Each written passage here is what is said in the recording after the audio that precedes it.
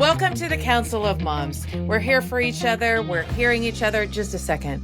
Duty calls.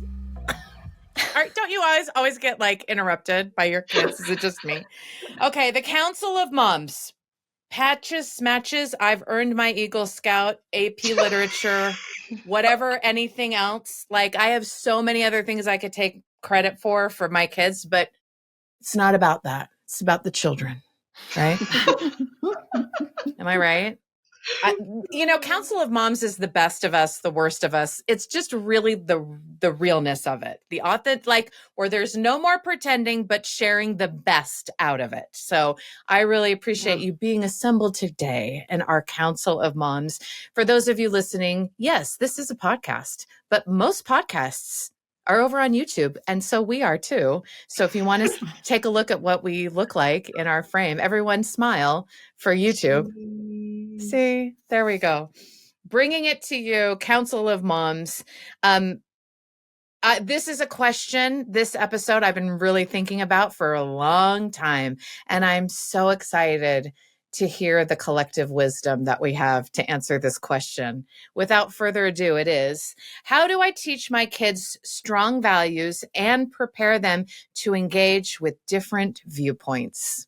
I think a lot of modern parenting, we think, I'm going to teach my kids these things. And I don't think that that's wrong. I just think we miss the other point of it. I want them to, learn this. And obviously they get to, well, maybe not obvious to a lot of parents, but obvious to me, they're going to choose whatever they want to choose. But that engage with different viewpoints is something that I feel very strongly about as a mom, of that engagement could really change the world. So how do you teach a strong point of, not just like, well, anything goes, whatever, I don't care. Right. No, there are things that you want to teach them. How do you do that as you help them engage with different viewpoints? I have kind of a funny story about it. It's just about a bicycle helmet. So, okay, we could start there and then go deeper if we need to. But we make our kids wear a bike helmet. Like, you're wearing your helmet. My brother was wearing a helmet and they got backed over by a 4-wheeler and it was really good. He was wearing his helmet. So my kids wear their bike helmet. But we were driving and one of my kids looked out the window and saw a grown-up on a bike not wearing a bike helmet. And the judgment began. How dare they? Didn't their mom tell them they were supposed to wear a helmet? This is not safe. They are on a busy road. I guess their mother doesn't love them. Yes. And I was like, okay, you're 5. That person looks to be like 25. But I realized in that moment, I'm like, okay, well, I don't want them going around their entire lives judging everyone for not wearing a bike helmet because that's what they choose to do. I also don't want them to feel shame because they've chosen to wear a bike helmet and their friends are not. So a phrase I've used, and it's not great, but I'll just say, they're a grown-up. And when you're a grown-up, you make your own decisions. I'm your grown-up. So we're going to make decisions like this for our family. And maybe there are reasons they're not wearing a bike helmet. It really doesn't matter so much, but we're not going to be rude. And we're not going to hope that they get hit by a car to show them that they should have been wearing a bike helmet. Yeah. So it's kind of a funnier example, but my daughter made it a big deal. So sometimes that's the language of like, this is a belief that's out there. This is something that other people value. In our family, this is what we're talking about for right now. And when you're ready and when you're a grown-up, you can make some of your own decisions. Yeah, I love that, Cree. I feel like similar to that. I grew up in a place where I was a different religion than everyone around me. I was the only person in my religion at my school. And so because of that, I just felt like it was a natural part of me growing up where my parents couldn't teach me we were right and they were wrong, we were good and they were bad, because everyone around me was different than me. It was very much, we do this and here's why we do this, and they do that, and they're also wonderful people making different choices than you. Yeah. And that context came really naturally.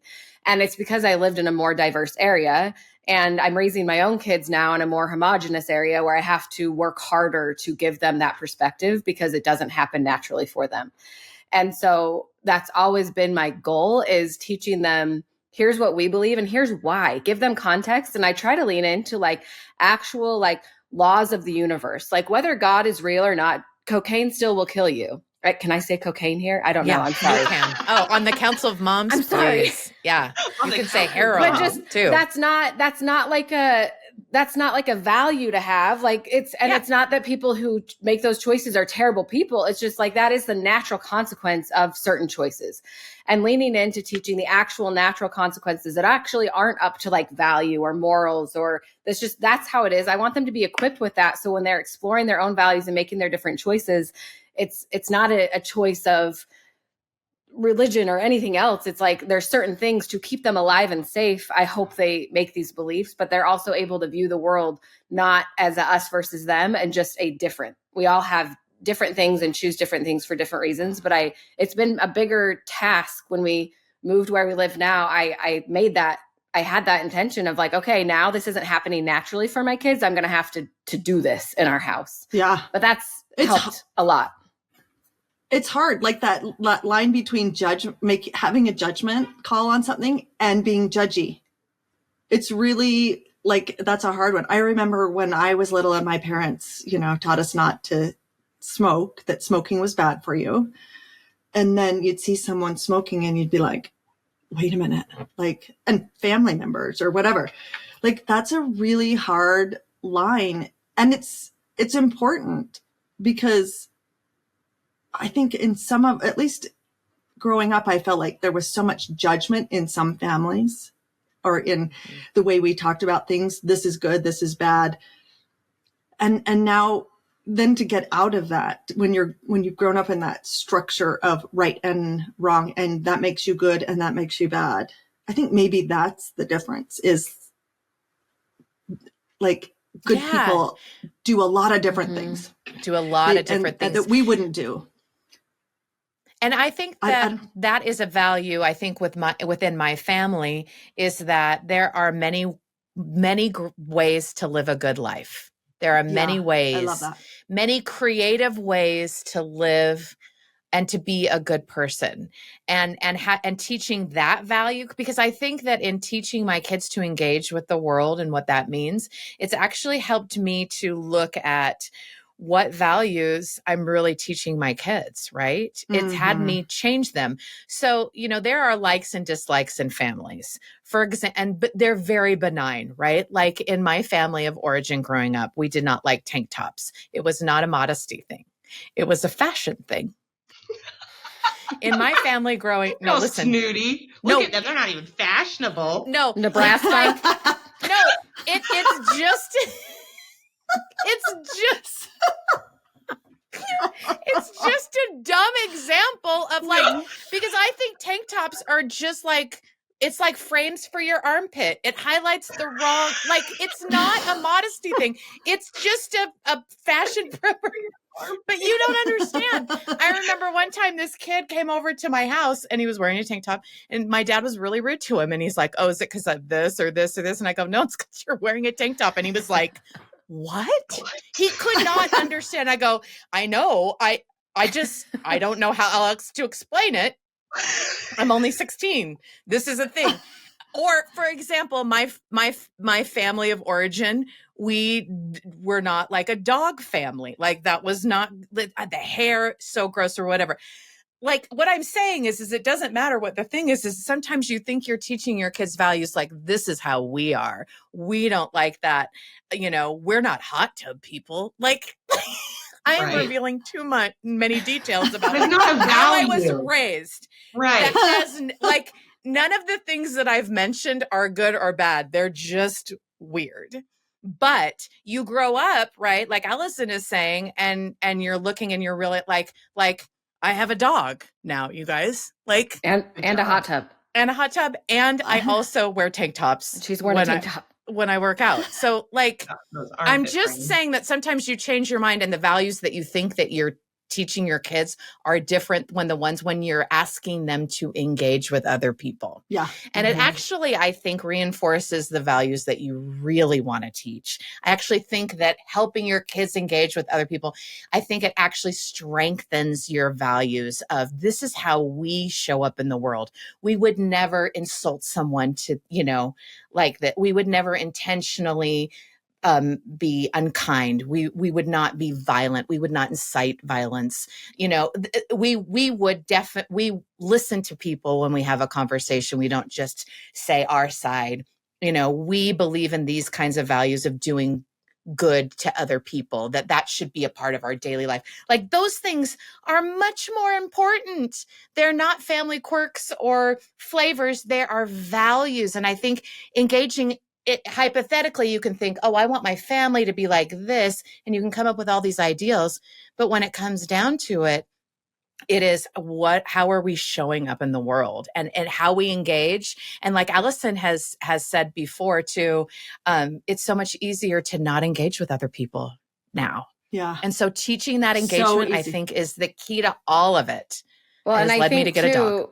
Maturity is what brings the allowance of nuance. So right. A kid doesn't understand the nuance of, we wear helmets and they don't. We're good, they're bad. Like, it's all black and white. And as you get older, you're able to hold, like, I choose to wear a helmet and they're still good when they don't wear a helmet. But that's actually kind of an advanced concept. So when we're teaching these values to kids, we need to remember that they're kind of in a black and white understanding.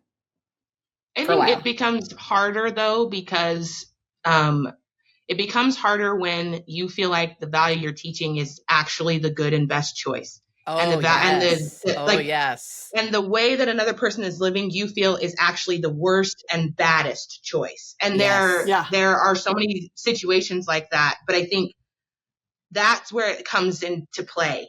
I think like stuff of, and we learn the root of our values, and I'm kind of all over the place. But I think where it comes into play and where it becomes a challenge that I've experienced in my own life and in the moms in my circle is when they're looking at another family and going, they are making a bad choice that is completely contrary to our value system. And that's where it's hard, because the parents themselves don't have practice engaging with folks that make different choices than they do. So they have a harder time teaching their children how to do it. One thing I try to do with my kids, and then I'm a teacher by trade, so I teach 18 to 20 some odd year olds in college, and they're actually very good at wanting to know nuance. They really want to know other people's perspectives, and that's really helpful for me. But one thing that I do with my kids is I will say, there are people out there that do this other thing. And they'll go, oh my goodness. And I'll go, but we don't actually fully understand why. And sometimes at the root of that value, at the root of that choice, we are valuing the same things. We're just exhibiting our belief in that value in different ways. Ooh, so a well person, said. So a person well can said. value family. Yep. And that's like a value. I value family, I value children, and I love them. But then they're making different decisions. Because I value family, I'm not going to have any kids because I think I'm going to be a horrible mom. And I don't want to do that to other children. So I'm going to follow this route. Well, because I value family, I'm going to have so many children, and I'm going to do these things to value my.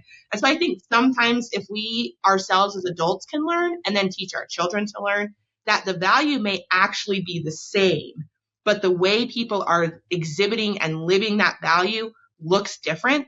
And as long as it's not causing an overwhelming amount of harm to the community or to you personally, it's probably just fine, even if you disagree with the lifestyle or the behavior. And adults have to learn it. And I just kind of tell my kids, well, we just don't make that choice. But if you want to make it, if that family wants to make it, is it bothering you? Is it messing with you?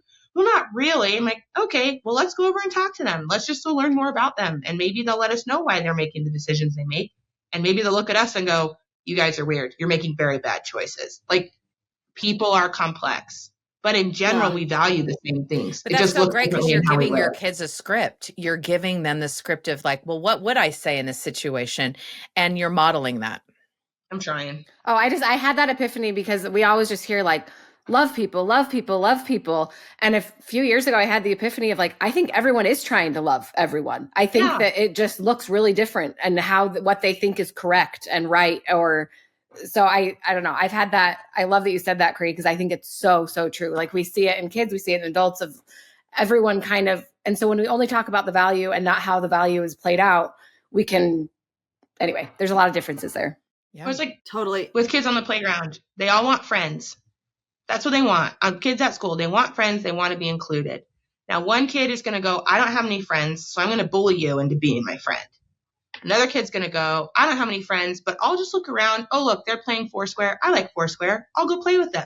but the baseline, all the kid want, they all want the same thing. It just looks different for those kids. Sorry, Allison, go ahead. No, I that's exactly what I think. I was thinking about it yesterday. There's a mom so I have a gay son, and I run a foundation for families with LGBTQ children. And she's not happy with me. And so I was trying to get to the bottom of it in my own heart, right? Like, she's judging the way that I'm carrying on. And what I thought was, like, she's thinking about my choices hypothetically, because she doesn't know what it's like to be in our life and to have the experiences we've had. And I feel the same about, like, I'm thinking about her, like, when I'm like, why is she doing this? This is unfair, blah, blah, blah. I'm thinking about her hypothetically. Like, I don't know. And until I sit down with her and or get curious about each other and why we do the things we do and why she's upset with me, or why back and forth, it's that curiosity that takes away the hypothetical. Cause then she learns, like, this is why Allison is doing this. And she loves her family, and she feels like she needs to do this because of that. And you know what I mean? Like, turning that hypothetical into, like, understanding really is just curiosity. Like, why do you do that? Because we both adore our children. Yeah. And that idea of teaching engagement through curiosity is a great tool for parents. Ask some questions. Just ask. I mean, and like Julie, you were saying, these thoughts that we're having are super complex. Like, as adults, we're like, oh, there must be a reason this mom is shaming me for my mothering. And like, even we have a hard time doing that. Oh, she loves her kids and I love mine. And then like, but my kid is 10, my kid is 12, and they're coming home and I don't know what to do. Something that I like to do it when my daughters are like, oh my goodness, mom, look, that lady has bright pink hair. I don't go, oh my gosh, she must not really like herself. Look at her hair. Like, what's wrong? I'll just be like, do you like it? Yeah, I think it's cool. Do you want to tell her that you like it? No, I'll be okay. Or like, then tell her, I love your hair. It's so pink. Now I'm not going to, and then if they come home and they say, okay, mom, now can I dye my hair bright pink? I'm going to say no. Like, no, we're not doing that. I think teaching our kids to celebrate difference, see it as a beautiful and wonderful thing, they can do that. They can do it right away. And again, you are reinforcing that value. Right. And if they can know that difference now, and maybe that difference comes against your belief system, maybe, right? And so they come home and they share something. You're like, well, in our family, we don't do that. I think it's still okay for you to say, isn't it great that people can thrive in the world the way that they are, even though in our home, we're going to do it this way. Like, it's okay for now. And when you get older, I want you to feel like you can make those decisions. But sometimes we're just so quick to say, ooh, that difference is bad. Don't do it. That doesn't help our kids at all. Curiosity about difference, celebration of difference. And then you can say, but in our home, this is what we do. Like, we're going to do this here in our home. And as you get older, you can make those decisions for yourself. That doesn't make what they're doing bad. It just makes what they're doing different than what we value and what we do over here. There's a way to do it, and the kids can get it. They're picking up on it. They get it. Yeah, I think I like what you're saying, because your kids are younger. It's helping me to like focus of like those principles, though, of how you're teaching them how to engage. The basis still goes for adults. Like, it's still as your children mature and as it expands. And there are certain hot button issues that we all have as parents. Totally. And I think sometimes that how we don't know we choose, have them. and sometimes we don't know we have them until something comes up. And then our kids can feel it. In fact, sometimes they know a lot more before we do. And I will think, oh, this is something, that I just thought my family would do or would not do. And I actually can let that go because it actually doesn't really matter. And at the same time, engaging in my kids and their different views actually makes me go, no, I'm going to stick to this value, like how we speak to each other and how we never hit below the belt, that is a value that I'm going to hold to this even when we disagree. And it reinforces, I think, you can't pick all of them. You've got to be really careful about what you have to choose. Yeah. And I think that's one thing that's been hard for me actually, is I'm actually better at celebrating the different and teaching them all these other things. And I'm a lot more sheepish and scared to hold to my value and teach them something. Like it's harder for me to say like, no, this is actually what I believe. And maybe it's not popular, but this is what I believe. Like that's harder for me to teach my kids in my world than it is. I can do differences all day and I can teach them the value of all these things. And I fear sometimes that I'm not giving them enough to hold on to, of like, do they actually know what I value or what I believe? And I know I'm teaching it involuntarily, but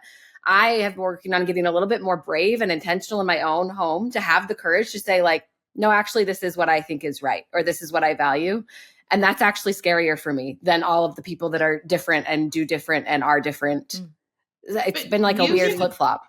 You can do that and still, so just like with the smoking example, Mom, I saw my so-and-so's mom and she was smoking. I'm like, oh yeah, well, like we're not going to do that. That's not what we're going to do. But does that mean that you have to be rude to your friend? Right. Does that mean you have to call her names? Yep. Does that mean you go up to her mommy and say, get that out of your mouth? How dare you? And she's like, no, like, so that like you can do both, right? You can say, this is our value, this is how we live. Yeah. But when we see someone doing something we don't value, ask them those questions. We don't shame people. We don't call names. We can still invite them to be our friend and play with us at recess. We can be curious about their religious beliefs. We can be curious about why their family does a certain thing this way. But in the end, you don't have to be a jerk. Sorry, I was going to swear. You don't have to be a jerk. You can be kind to everyone. Or you can say, you know what? I'm going to choose to not engage with those friends. But you don't choose to not engage in them by bullying them. You just make decisions and be kind. And asking those questions, so what are we going to do? Are you going to go and call them names? No, right? They can do it. They're so capable. And kids are so kind. And they think different things are so cool. They don't think different things are bad until we tell them. Most of the time, they're so kind. And so I think that's it, right? We hold to our value. But if another person doesn't hold that value, we're going to ask them about it. And we're not going to be a jerk. We're going to be nice. You can still be a good neighbor. You can still be a good friend. Because that is the underlying value that you all agree on. But I think that's why at the core, as moms, getting clear on our own values is so important. Yeah. Because you have to know where you stand first to be able to teach any of it. And I think that's been a learning curve for me in adulthood. Well, and I think, we all grew up, I think I'm a lot older than a couple of you, but we grew up where we were just like our parents. We did the things our parents do. We believed the things our parents do. It's not like that any longer. So this practice of curiosity is really helpful because oftentimes our kids are not going to live the kind of lives we lead or have led. And we want to maintain that relationship and keep our relationships really strong, even when they're doing things that maybe even go against our values, which is tricky, but that's the glue of keeping our families, close together. Well, and sometimes we learn our values by going against our values, like touch the stove to learn it's hot. And I had to use that path. And so I think I kind of have to anticipate that my kids might need to. And so then it's like also navigating all of that. Yeah. It gets super complicated. It's a lot and it's really nuanced. And I do think that, our kids know us better than we like to admit. And they know what those hot button issues are for us more than, and I know I can see that now, especially as my kids are older and they'll come over and they'll be like, well, I was talking to this person who voted this way, or who does this, or who whatever it is. And they're leaning in to see. And I'm like, I think I'm so like benevolent. And I think that I'm so like mysterious as to, you guys don't really know what I think because I've done such a great job of presenting and they know they're on to us, you guys. Yeah, they're totally. on to us a lot earlier than we ever know. And so they're kind of, I think, especially as like young adults, looking to us of like, now that we're both adults, are you still going to speak respectfully, have friends of these different, like all the things that you taught us when we were little, but now that we're both wink, wink adults, now how's it going to play? So I find that very interesting and a different challenge of parenting, because I still want to be my best self for my kids because they deserve the best. And also I'm human, and I'm still like learning and growing and trying to get over myself so that I can actually really truly live the values that I have. Yeah. And it's hard. Yeah. Because they'll call you out. And I would just say from my perspective They as a teacher, the students that are fighting the value system, they write about it in their essays. I read and grade their work. The students that are fighting the value systems they grew up with are doing it because they weren't exposed to other people's value systems and they're mad about it. Interesting. They're just like, yeah, that is interesting. well, my parents taught me this, but then I grew up and I learned this. Why did they hide that from me? And then they're just angry. So as I read their work and I engage them in conversation, I'm like, well, you didn't know that growing up? No, nobody told me. And nobody said anything. And I was taught I was supposed to do this, this, and that, but no one told me this thing. But those students that I have that grow up understanding belief systems, being curious and asking questions, maybe they turn a little bit away from this value system they were raised with. But most of the time it's smaller, and it's not an act of rebellion or a feeling like they were betrayed and lied to. Yeah, it does sound like, and I feel it in my bones that the way that we teach our kids strong values is always connected with how we are showing them to engage with other people as well. We do not parent in a vacuum, and we certainly don't teach the things that matter to us the most in a vacuum. It's always with other relationships. It's always connected with other people. And so this is why I feel so passionately about showing up in these places. And I really appreciate you guys being here as the Council of Moms to be like a little microcosm of how we do this, because I do feel like as moms, we need more support from each other to practice this out, to talk it out before we go then to our families. I really do. This kind of processing is different in front of our kids. And it's important. And I think that we have separated ourselves for lots of reasons that we don't need to go into. It's just where society has of I'll do it myself kind of attitude of motherhood and isolation. But really talking, I've already gotten some really great ideas and perspectives on my ever-changing motherhood journey. So I really appreciate this. And thank you for your time.